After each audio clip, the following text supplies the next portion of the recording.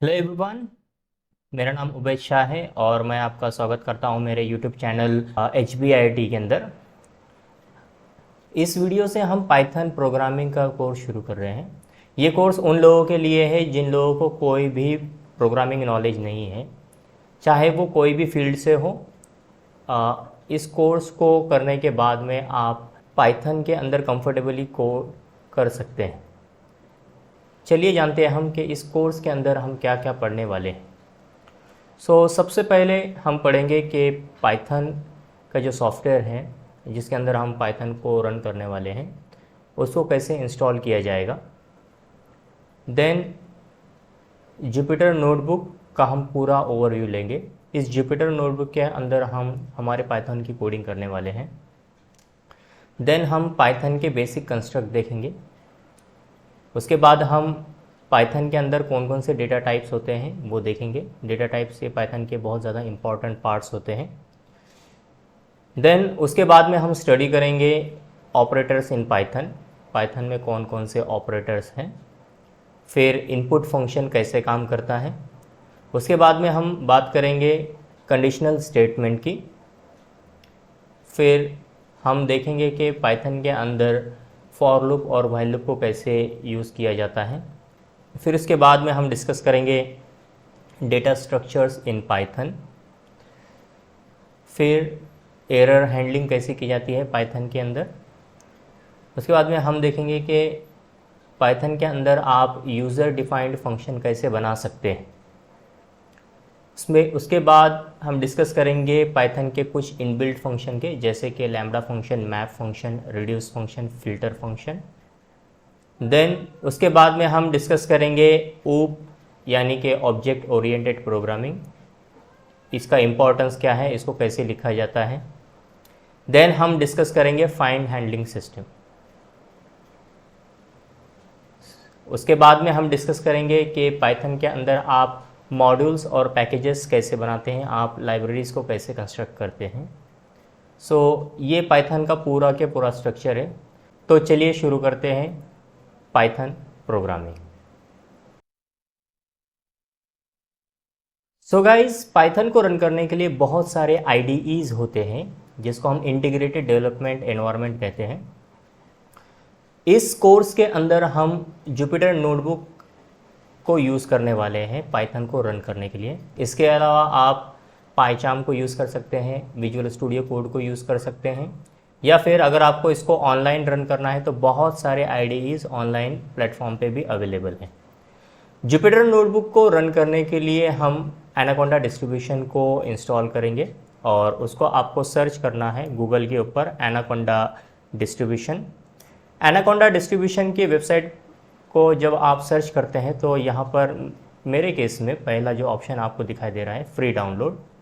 आप free download पे click करोगे तो ये एनाकोंडा डिस्ट्रीब्यूशन का पैकेज के डाउनलोड पेज के ऊपर आपको पहुँचा देगा।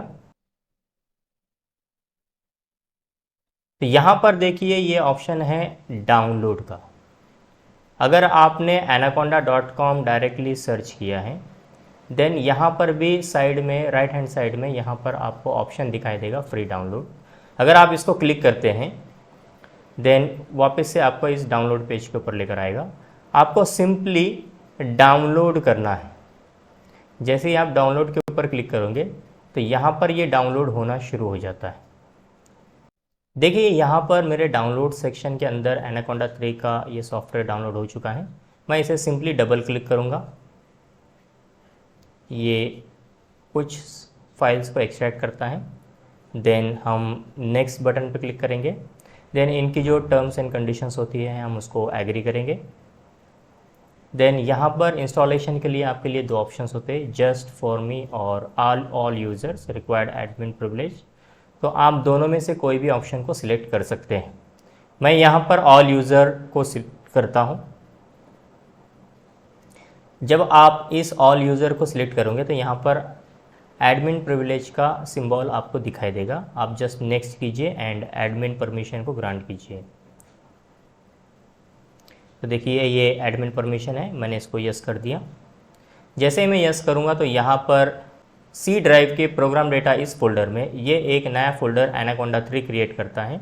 अब चूँकि मैंने इसको पहले से इंस्टॉल किया हुआ है, इसके लिए वो नेक्स्ट के अंदर जब मैं नेक्स्ट बटन दबाऊंगा तो यहाँ पर वो मुझे बोलता है कि this folder is not empty. मैं इसे ओके कर देता हूँ और यहाँ पर कैंसिल कर देता हूँ।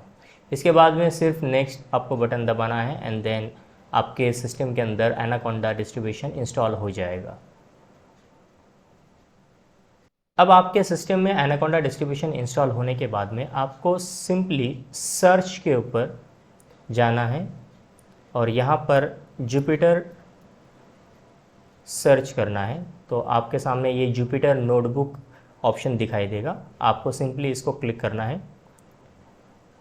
ये एक कर्नल का विंडो आपके सामने ओपन हुआ। जुपिटर को रन करने के लिए इस कर्नल की ज़रूरत होती है और जुपिटर नोटबुक का जो ग्राफिकल यूज़र इंटरफेस होता है वो ब्राउज़र के अंदर ओपन होता है। तो चाहे आपके सिस्टम के अंदर कोई भी ब्राउज़र हो, जैसे फायरफॉक्स, गूगल क्रोम या फिर माइक्रोसॉफ्ट का एज, आप कोई भी ब्राउज़र के अंदर इसको रन कर सकते हैं। जुपिटर नोटबुक ये ऑनलाइन नहीं चलता। ये यहाँ पर आपको बताएगा कि ये लोकल होस्ट 8888/3 इस लोकल होस्ट के ऊपर रन हो रहा है। अगर आप यहाँ पर देखोगे तो ये आपके पहले जो सिस्टम का जो बेस ड्राइव होती है उस ड्राइव के अंदर ये ओपन होता है। फिर आपको जहाँ कहीं पे भी आपका डेस्टिनेशन फोल्डर है वहाँ पर उसको ओपन करना है। मेरे केस में मैं इसे डॉक्यूमेंट इस फोल्डर के अंदर ओपन करूँगा। जैसे मैंने सी ड्राइव किया, यूज़र, देन मेरा यूज़र नेम एंड देन यहाँ पर मेरे पास एक ऑप्शन होता है डॉक्यूमेंट्स। देन अभी ये फ़ोल्डर एम्प्टी है। अगर मैं यहाँ पर गया देन इस डॉक्यूमेंट को क्लिक करता हूँ तो आपको दिखाई देगा कि ये फ़ोल्डर एम्प्टी है। आप फ़ोल्डर दो तरीके से बना सकते हैं। एक तो डायरेक्टली आप उस फ़ोल्डर में जाओ, डॉक्यूमेंट फ़ोल्डर में, एंड देन वहाँ पर आप नया फ़ोल्डर क्रिएट करो, राइट क्लिक करके new and then folder, and then यहाँ पर आप उस फ़ोल्डर का नाम दे दो, जैसे कि फर्स्ट सेशन ऑन पाइथन। अब जैसे ही मैं यहाँ पर इस फर्स्ट सेशन ऑन पाइथन इस फोल्डर को क्रिएट करूँगा तो आपको यहाँ पर दिखाई देगा कि ये फ़ोल्डर क्रिएट हो चुका है। अब आपको इस फोल्डर को सिलेक्ट करना है एंड देन इस फोल्डर के अंदर आपको राइट हैंड साइड पर ये जो न्यू ऑप्शन दिखाई दे रहा है इसको क्लिक करना है। जैसे आप इसको क्लिक करोगे तो यहाँ पर पाइथन 3 IPY कर्नल ऑप्शन आपको दिखाई देगा। इसको सिलेक्ट करने के बाद में आप पाइथन रन करने के लिए एक नई जुपिटर नोटबुक को क्रिएट कर दोगे। इसके अलावा भी यहाँ पर बहुत सारे ऑप्शंस होते हैं, जैसे कि टेक्स्ट फाइल, फोल्डर और टर्मिनल। तो यहाँ पर फोल्डर क्रिएट करने के लिए भी ऑप्शन होता है। अगर मैं इस फोल्डर को क्लिक करूँगा तो यहाँ पर देखिए एक फ़ोल्डर क्रिएट हुआ। बाय डिफ़ॉल्ट ये अनटाइटल्ड फ़ोल्डर क्रिएट होता है। अगर आपको इसका नाम बदलना है देन आप सिंपली यहाँ पर ये जो स्क्वायर नज़र आ रहा है इसके अंदर टिक कीजिए। जैसे आप इसको सिलेक्ट करोगे तो यहाँ पर 3 ऑप्शन आपके सामने आ जाते हैं। पहला होता है रीनेम, दूसरा मूव और तीसरा डिलीट। तो डिलीट ये इस फोल्डर को डिलीट करने के लिए होता है। मूव इस फोल्डर को अलग फोल्डर के अंदर शिफ्ट करने के लिए होता है। एंड देन रीनेम इस फोल्डर को रीनेम करने के लिए होता है। मान लिए मैं यहाँ पर लिखता हूँ पाइथन 1, तो यहाँ पर ये पाइथन 1 नाम का फ़ोल्डर क्रिएट हो गया। अब मैं इस पाइथन 1 फ़ोल्डर को सिलेक्ट करने के बाद में उसके अंदर भी नई फाइल्स को क्रिएट कर सकता हूँ, या अगर आपका दिल चाहे तो आप बाहर भी नई फाइल को क्रिएट कर सकते हैं। तो चलिए मैं यहीं पर एक नई फाइल बना देता हूँ पाइथन 3। जैसे ही मैं पाइथन 3 को सिलेक्ट करूँगा तो यहाँ पर देखिए एक नई नोटबुक क्रिएट हो रही है। अब जैसे ही नई नोटबुक क्रिएट हो जाएगी तो यहाँ पर आपको दिखाई देगा कि मेरा जो नोटबुक है वो कर्नल के साथ में कनेक्ट हो चुका है। अगर मैं बैकग्राउंड में जाकर चेक करता हूँ तो यहाँ पर होता है कर्नल स्टार्टेड और नेम होता है पाइथन 3 नोटबुक। ठीक है, तो इस जगह पर हमने हमारी जो फाइल है उसको क्रिएट कर चुके हैं।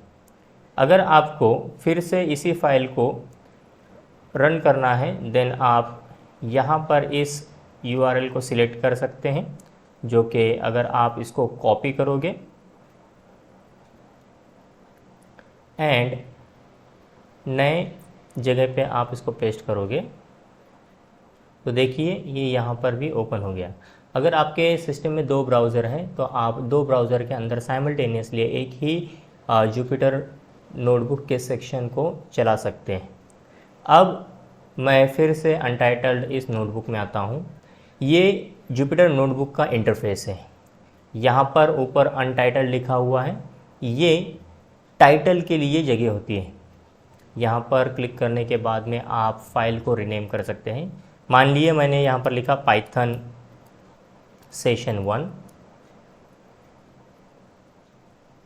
तो यहाँ पर देखिए ये फ़ाइल रीनेम हो गया। अगर आपको फ़ाइल को रीनेम करना है तो आप सिंपली यहाँ पर क्लिक कीजिए या फिर फाइल में जाकर रीनेम इस ऑप्शन को सिलेक्ट कीजिए। अब चलिए मैं आपको इस जुपिटर नोटबुक का ओवरव्यू देता हूँ। देखिए यहाँ पर सबसे पहले तो ये क्विक एक्सेस टूल बार है, जिसके अंदर हमें दिखाई दे रहा है सेव का ऑप्शन। देन यहाँ पर इंसर्ट सेल बिलो वाला ऑप्शन होता है। देन कट इसका ऑप्शन होता है। देन यहाँ पर कॉपी सिलेक्टेड सेल का ऑप्शन होता है। देन पेस्ट सेल बिलो इसका ऑप्शन होता है। देन सेल को मूव अप या डाउन करने वाले ऑप्शंस यहाँ पर होते हैं। अगर मैं इस सेव बटन के ऊपर क्लिक करता हूँ देन ये फाइल आपकी सेव हो जाएगी। जैसे ही मैं प्लस के ऊपर क्लिक करूँगा तो यहाँ पर एक नया सेल इंसर्ट हो जाएगा। अगर मैं इसको सिलेक्ट करता हूँ एंड देन कट करता हूँ तो वो सेल वहाँ से चला जाएगा। अगर मुझे इस सेल को कॉपी करना है तो मैं इसे कॉपी कर सकता हूँ एंड देन अगर मुझे पेस्ट बिलो करना है तो सिलेक्टेड सेल से नीचे वो सेल पेस्ट हो जाएगा। अगर मुझे इस सेल को ऊपर करना है देन मैं इसको सिलेक्ट करूँगा, देन ये ऊपर की तरफ आ जाएगा और मैं जब डाउन एरो को क्लिक करूँगा तो ये सेल नीचे की तरफ चला जाएगा। यहाँ पर एक ऑप्शन होता है फाइल। इस फाइल के अंदर इस फाइल को जब आप सिलेक्ट करते हो तो यहाँ पर ऑप्शन होता है न्यू नोटबुक पाइथन 3। अगर आप इसको करते हो सिलेक्ट देन यहाँ पर एक नई पाइथन 3 के लिए जुपिटर नोटबुक आपके सामने क्रिएट हो जाएगी और ये उसी फोल्डर में होंगी जहाँ पर हमने पाइथन सेशन इस फाइल को क्रिएट किया हुआ है। अगर आप यहाँ पर देखोगे तो यहाँ पर पाइथन सेशन और एक अनटाइटल्ड IPYNB फाइल क्रिएट हो चुकी है। बाय द वे पाइथन की जो फाइल्स होती हैं, अगर आप जुपिटर नोटबुक बना रहे हो तो उसका जो एक्सटेंशन होता है वो .IPYNB होता है। ये होता है .IPYNB, ये नोटबुक का एक्सटेंशन है। और अगर आप कोई पाइथन स्क्रिप्ट लिख रहे हो तो उसका जो एक्सटेंशन होगा वो .py फाइल होगा, जो कि जिसे बोला जाता है पाइथन फाइल। तो ये पाइथन नोटबुक अलग होती है एंड पाइथन फाइल अलग होती है। अब फिर से हम हमारे पाइथन सेशन फाइल में जाते हैं। देन यहाँ पर अगर आप देखोगे तो एक और ऑप्शन होता है मेक कॉपी। तो अगर आपको इसी जुपिटर नोटबुक की कॉपी बनानी है then you can select this make a copy option. जैसे कि अगर मैं इसको सिलेक्ट करूँगा मेक अ कॉपी तो इसके बाजू में ही ये यहाँ पर एक नई कॉपी बना देगा, जिसके अंदर उसका जो नाम होगा वो होगा पाइथन सेशन -copy1। तो आप मल्टीपल कॉपीज़ भी इसकी बना सकते हैं। ओके, देन यहाँ पर सेव एज का एक ऑप्शन होगा। अगर आप इसको सिलेक्ट करते हैं then document first session Python, यहाँ पर अगर आप सेव एज मान लीजिए कॉपी 2 लिखते हैं देन ये कॉपी 2 नाम की फ़ाइल आपके इस फोल्डर के अंदर सेव हो जाएगी। देखिए यहाँ पर कॉपी 2 नाम की फ़ाइल सेव हो चुकी। इसी फाइल को आपने सेव एज कर दिया और बाय डिफ़ॉल्ट वही फाइल वहाँ पर ओपन हो गई है। अब यहाँ पर अगर आपको फिर से उसी फाइल को ओपन करना है देन यहाँ से आप क्या कर सकते हैं, पाइथन सेशन इस फाइल को ओपन कर सकते हैं। अगर मैं इस अनटाइटल्ड फाइल को क्लोज़ करता हूँ एंड देन पाइथन कॉपी, इसको भी क्लोज़ करता हूँ, देन इसे भी मैं क्लोज़ करता हूँ। अगेन मैं यहाँ पर जाता हूँ तो पाइथन सेशन, इस फाइल को हम ओपन कर देंगे। अगर मैं रिफ़्रेश कर लूँ इसे, अब मैंने फिर से मेरी पाइथन सेशन फाइल को ओपन कर दिया है। आपको जो कोडिंग करनी है वो इस सेल में करनी है। जैसे ही मैं इस सेल के अंदर क्लिक करूँगा तो देखिए यहाँ पर एक एडिट वाला ऑप्शन ऑन हो जाएगा। अगर मैं इस सेल के बाहर क्लिक करूँगा तो ये एडिट वाला ऑप्शन यहाँ से चला जाएगा। अगर मैं इसे एग्जीक्यूट करता हूँ तो यहाँ पर ये जो नोटबुक का सिंबल है ये आर ग्लास सिंबल के अंदर कन्वर्ट हो जाएगा, और यहाँ पर ये जो आपको सर्कल दिखाई दे रहा है ये एक हॉलो सर्कल न होते हुए एक थिक सर्कल बन जाएगा। हॉलो सर्कल का मतलब होता है कर्नलाइडल, और जब ये थिक फील्ड सर्कल होता है तो उसका मतलब होता है कि हमारी जो फाइल है वो अभी रनिंग स्टेटस के अंदर है।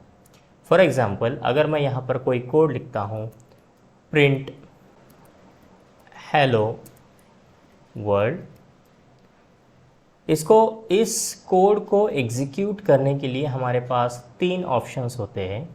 एक तो आप यहाँ पर इसे सिलेक्ट कीजिए रन सेल, तो यहाँ पर आपको आउटपुट डायरेक्टली दिखाई देगा। जुपिटर नोटबुक की ख़ास बात ये होती है कि इस सेल का आउटपुट उसी सेल के नीचे आपको दिखाई देता है। फॉर एग्ज़ाम्पल, अगर मुझे यहाँ पर फिर से एक नया स्टेटमेंट देखना है, this is second cell, then यहाँ पर आपको नीचे दिस इज़ सेकेंड सेल ये आउटपुट दिखाई देगा।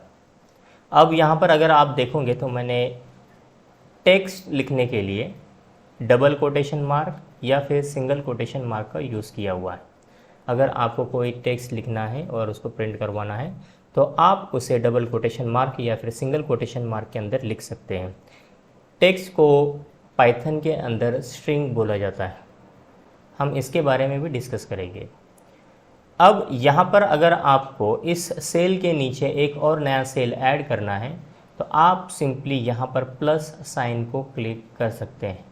जैसे ही मैं यहाँ पर प्लस साइन को क्लिक करूँगा तो ये इसके नीचे यहाँ पर एक सेल ऐड हो जाएगा। लेकिन मान लीजिए आपको इस सेल के ऊपर एक नया सेल बनाना है तो उस केस के अंदर आप इस प्लस साइन को यूज़ नहीं कर सकते। आपको इंसर्ट में जाना है, देन इंसर्ट सेल अबोव और इंसर्ट सेल बिलो, यहाँ पर 2 ऑप्शन होते हैं।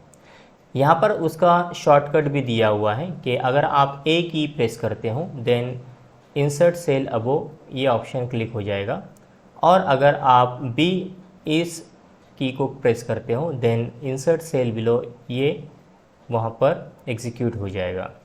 मान लीजिए अगर मुझे इसके ऊपर एक नया सेल ऐड करना है तो मैं यहाँ पर सिंपली ए प्रेस करूँगा तो यहाँ एक नया सेल ऐड हो चुका है।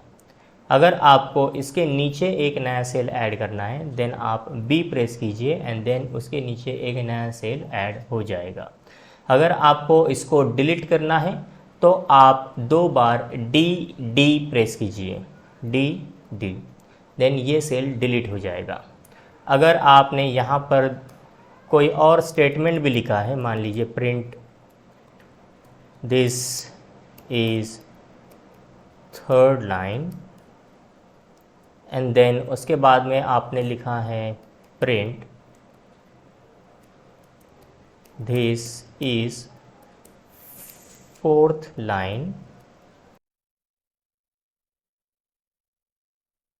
अगर मान लीजिए आपको यहाँ पर इस सेल को स्प्लिट करवाना है तो आप सिंपली फाइल एडिट में जाइए, यहाँ पर ऑप्शन होता है स्प्लिट सेल को क्लिक कीजिए। तो यहाँ पर जिस लाइन के ऊपर आपने सिलेक्शन किया हुआ है या फिर आपका कर्सर जहाँ पर है उस लाइन को स्प्लिट कर देगा।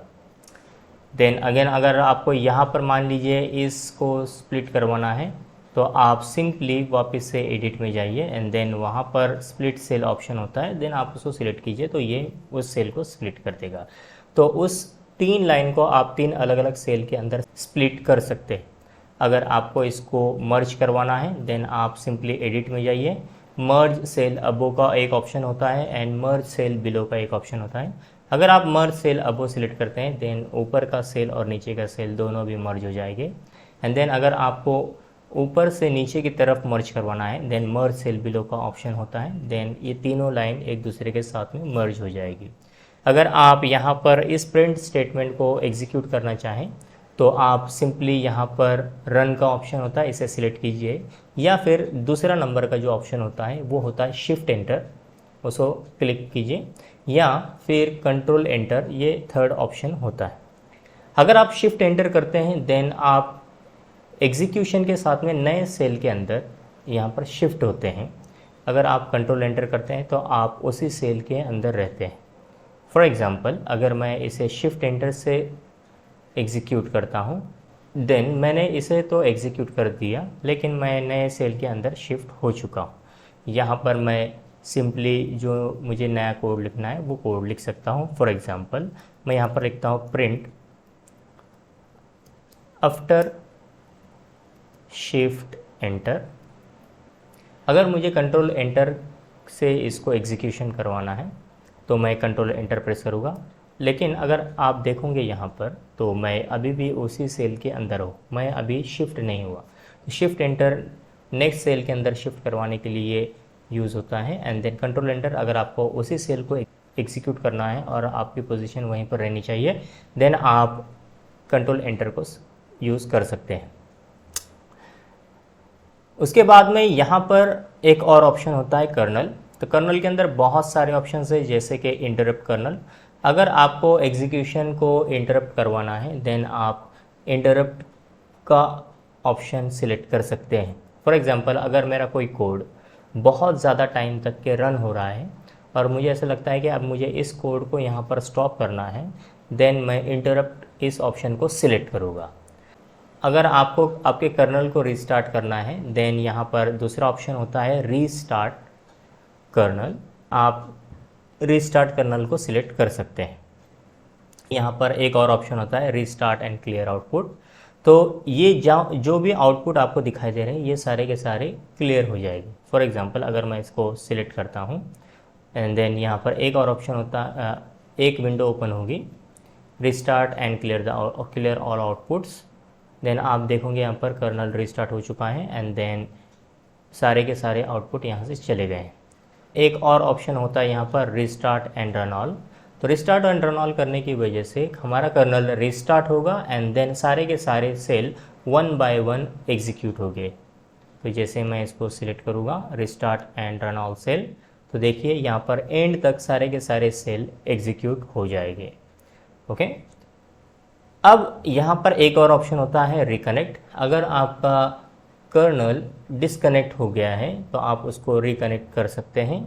देन शट डाउन कर्नल, अगर आपको कर्नल को किल करना है, आपको दोनों के बीच में का कनेक्शन जुपिटर नोटबुक और कर्नल के बीच का कनेक्शन अगर आपको बंद करवाना है देन आप शट डाउन इस ऑप्शन को सिलेक्ट कर सकते हैं। अगर आपके सिस्टम के अंदर मल्टीपल कर्नल्स है देन आप चेंज कर्नल ऑप्शन को सिलेक्ट कर सकते हैं। अभी मेरे केस के अंदर सिर्फ मेरे पास एक ही कर्नल है, इसके लिए यहाँ पर मुझे सिर्फ और सिर्फ पाइथन 3 IPY कर्नल ही दिखाई दे रहा है। मान लीजिए कि अगर आपको आपके नोटबुक के अंदर कोई कोड लिखना है तो आप सिंपली यहाँ पर जाइए एंड देन आपका कोड आप यहाँ पर लिख सकते हैं। उस केस में आपके सामने ये जो ड्रॉप डाउन मेनू है इसमें कोड इस ऑप्शन को आप सिलेक्ट कर सकते हैं। अगर आपको यहाँ पर कोई नोट्स बनाने हैं तो आप मार्क डाउन इस ऑप्शन को सिलेक्ट कर सकते हैं। जुपिटर नोटबुक की ख़ास बात ये होती है कि आप कोड के साथ साथ नोट्स भी बना सकते हैं। ये नोट्स आप वर्ड फाइल जैसी होती है उस तरह से आप इसको मेंटेन कर सकते हैं। आप इसके अंदर हेडिंग्स दे सकते हैं। फॉर एग्जांपल अगर मुझे हेडिंग देनी है तो मैं यहाँ पर सिंपली हैश यूज़ करूँगा। तो 2 हैश यूज़ करने की वजह से ये लेवल 2 हेडिंग मैं क्रिएट कर सकता हूँ। मान लीजिए मैंने यहाँ पर लिखा प्रोग्रामिंग, एंड देन मैं इसको शिफ्ट एंटर से एग्जीक्यूट करूँगा। देखिए यहाँ पर ये प्रोग्रामिंग ये हेडिंग आ चुकी है। फिर मैं इसके नीचे मार्कडाउन वापस से सिलेक्ट करता हूँ, एंड यहाँ पर अगर मुझे कोई बोल्ड स्टेटमेंट लिखना है देन मैं यहाँ पर लिख सकता हूँ 2 बार स्टार देकर कि this is bold, and then अगर मुझे यहीं पर ख़त्म करना है देन मैं वापस से दिस इज़ बोल्ड इसको एग्जीक्यूट कर दूंगा। अगर आपको कोई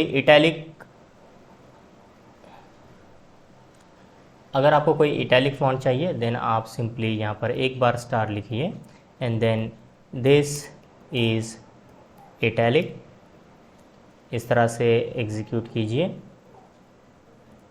तो ये एक इटैलिक फ़ॉन्ट होगा।